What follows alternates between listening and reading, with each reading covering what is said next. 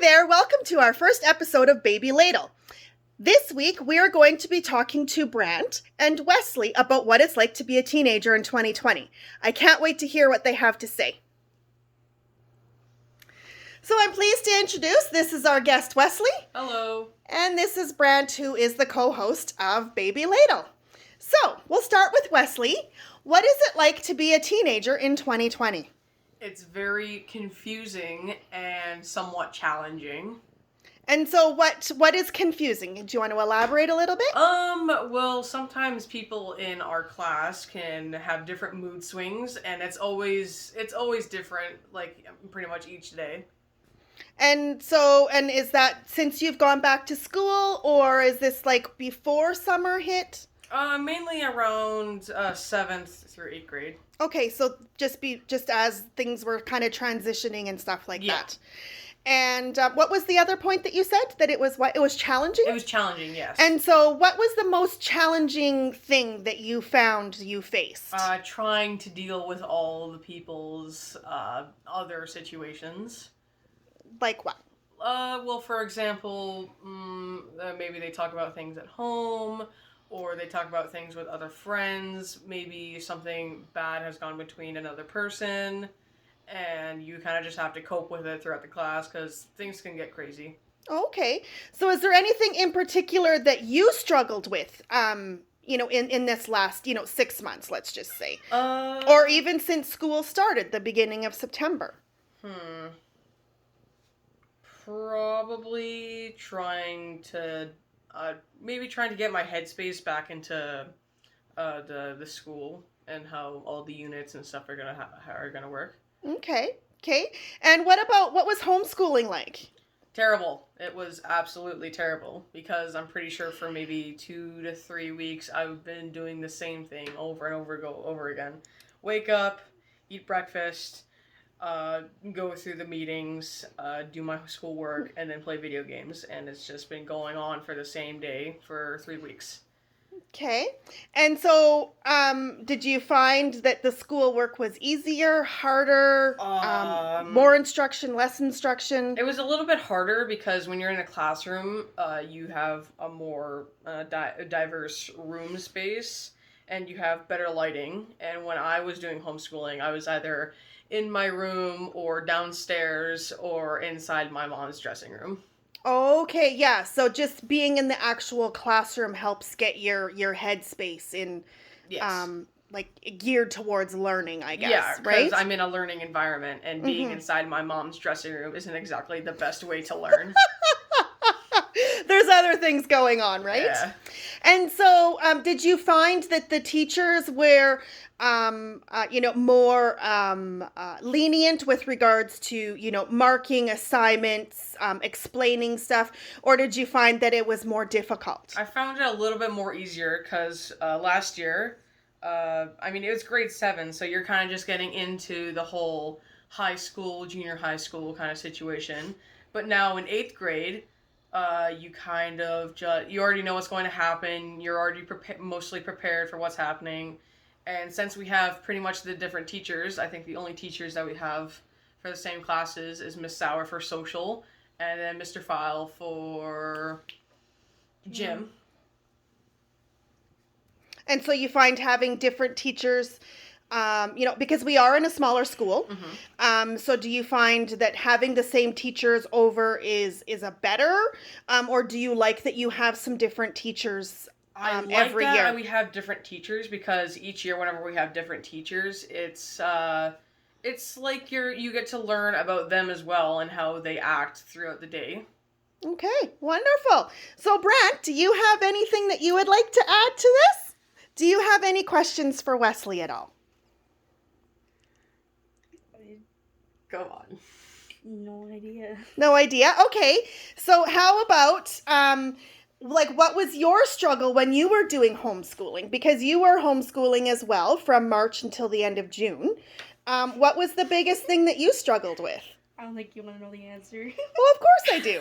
Yeah, because you live with Having your mom as your teacher? You were the struggle. I feel like... And you know what? That's okay, absolutely. And the reason why that's okay is I'm not a teacher. Like I have my own, job and whatnot to do. And so that's why, we were happy to see the school, opening again and having you kids go back to school. That's why we wanted, this to happen. So other than your mom being your biggest struggle, what else was something you struggled with during the homeschooling part? Trying to figure out what to do, With regards to? like the schoolwork. There wasn't a lot of info on how to do it. And so how did you end up, how did you end up, because you finished, obviously. So how did you end up, what did you have to do to, get over that technology hump?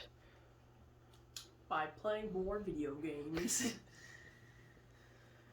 Like, did you have to reach out to teachers or did you have to go to the school? Like, what did you have to do? I had to reach out to teachers to get help and figure out what's going on. And do you find that the teachers were receptive to helping and being more lenient, like Wesley had said, with regards to, handing in schoolwork, or was your experience different? Kind of, sort of. It depended on who the teacher was. Okay. And did you find the schoolwork was easier, harder, more time consuming, less time consuming than as if you were to go to school every day? More time consuming, a little bit confusing, and kind of easier. Okay. And so what about it was time consuming? Like what do you feel? How long it took to figure out what I was supposed to be doing. Mm-hmm. And Wesley, what are your thoughts on that? Because you had just kind of whispered something under your breath. I do kind of think the same thing for him. It was definitely more time consuming because when I was doing homeschooling, it took me until I was doing the meetings from 9 o'clock in the morning all the way to 6 o'clock at night. It was definitely way more time consuming. And did you find that as well, Brandt? Yep. And so what about now? Have you had, like Wesley was talking about, getting, your headspace back in the game, come September? You guys have been in school now for a month. What do you find, what's your biggest struggle now? Nothing really. Or your biggest stressor, or is everything just kind of smooth sailing? You're happy to be back in school, or? Stressor is getting the schoolwork done and handed in on time. And so why? I like being in school better because then you get to see your friends. Mm-hmm. Oh, well, that's good. That's good to hear. So do you guys have anything more that you would like to add? We're coming up here on almost 10 minutes, and I think this is, has been enlightening from a parent standpoint to find out that, you are the biggest stressor of all. And, I know it was stressful for me.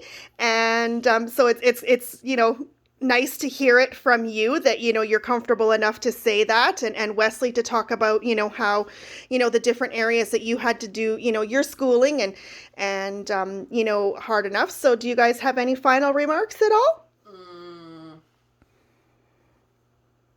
Yeah, this school year's better. Yeah. Well, that's good. It's That's definitely good. better. I'm pretty sure our science teacher is all she's giving us is notes, and then our math teacher is also notes and some workbooks, and then our LA teacher is also notes. And LA teacher's the best teacher. oh yeah, definitely, because he's Mr. Proc. He's the shop guy. He's like the only guy teacher we have. He's the only nice bald person I've ever met. This is so awesome to hear this. And so do you, and let's just go to that. Do you find that you would rather, or wish for male teachers versus female teachers, being that you guys are boys? I go for female teachers because they're more lenient than boy teachers, because they're like, oh, you didn't get that handed on time, that's fine, just get it done tomorrow. And the guy teachers are like, oh, you didn't get that done, you're a failure for the rest of your life. Oh, well. Yeah. Oh, And what about you, Brandt? What are your thoughts? About the teacher thing? Yeah.